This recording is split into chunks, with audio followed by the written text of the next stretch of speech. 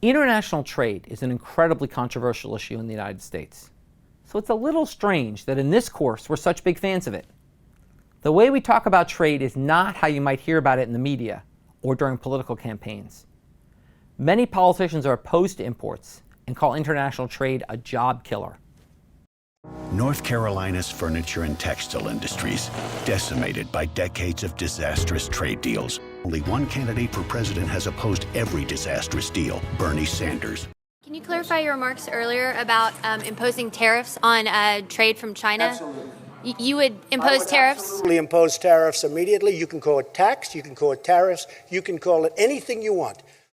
In fact, you hear people badmouth trade both who are staunch Democrats and staunch Republicans. And at one level, they're right. We are losing jobs like rose growers to Colombia or air conditioner manufacturers to Mexico. For this reason, many people support protectionist trade policies, policies which limit imports into the U.S. These generally come in two forms: quotas, which are limits on how many units of a good can be imported, and import tariffs, which are taxes levied only on imports. In the example we've been using, the U.S. could set a quota and say that only 100,000 roses are allowed to be imported into the U.S. each year. Or the U.S. could allow unlimited roses, but tax each one that's imported. Either way, there's the same effect. It raises the price that U.S. consumers pay for roses. A quota lowers the supply of roses that are available in the U.S. A reduced supply, given demand, means a higher price. A tariff, meanwhile, directly raises the price. What we'll end up seeing is that no matter which approach we use, we hurt U.S. consumers more than we help U.S. producers when we have protectionist trade policies. We can illustrate this with a graph of the market for roses. We start off with a situation without any protectionist policies. All trade is allowed. Now let's impose a tariff of 50 cents that offsets some of the lower production costs from Colombia. This raises the price from the world price at $1 to a price with a tariff at $1.50. Consumers now demand less than before. Without the tariff, consumers demanded QD1. U.S. suppliers supplied QS1, and the difference was made up by imports. At the new higher price, demand drops to QD2. Supply rises to QS2, and there's now a smaller gap for imports to fill. What happens to welfare? Consumers now pay a higher price. They lose Area C, which gets transferred to producers in the U.S., and Area E.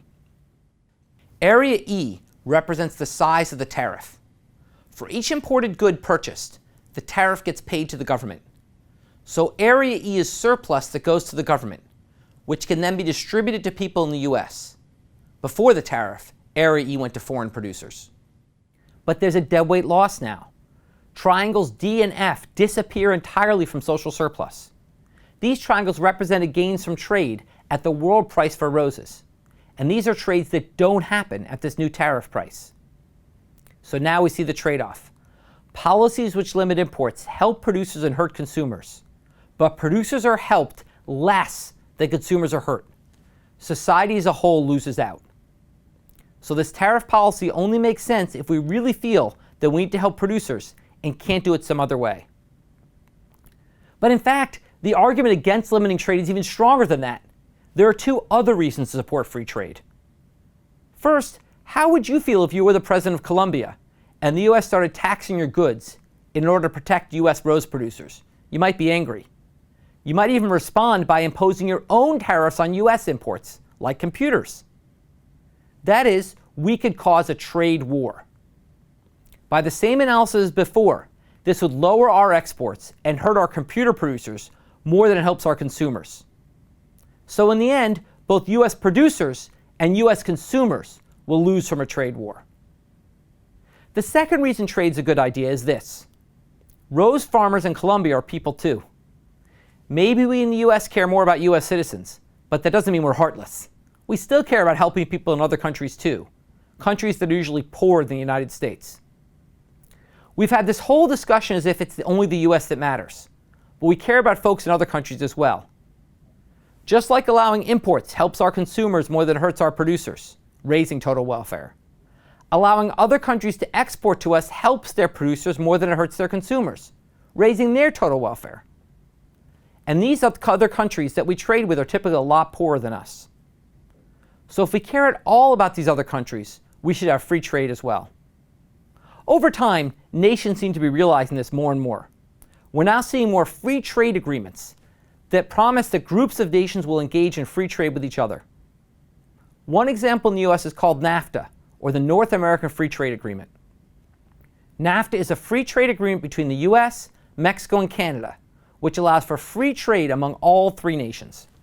It was passed in the 1990s by Congress that was mostly Republican and signed by President Bill Clinton, a Democrat.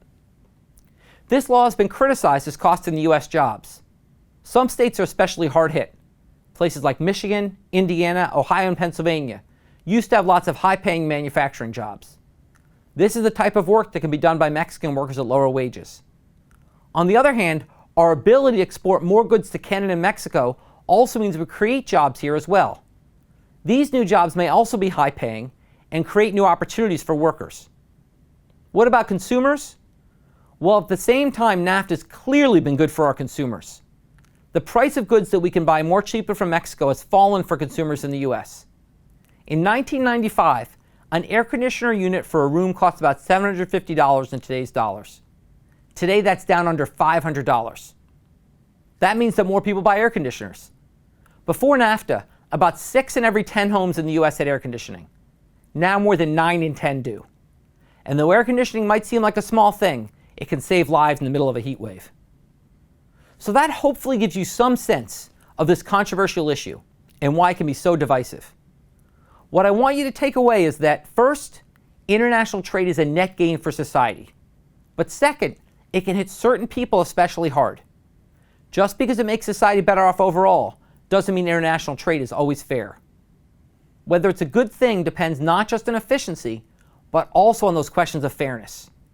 At the very least, economics can give us the tools to make sure we're looking at this issue clearly, with reason, instead of based on emotion alone.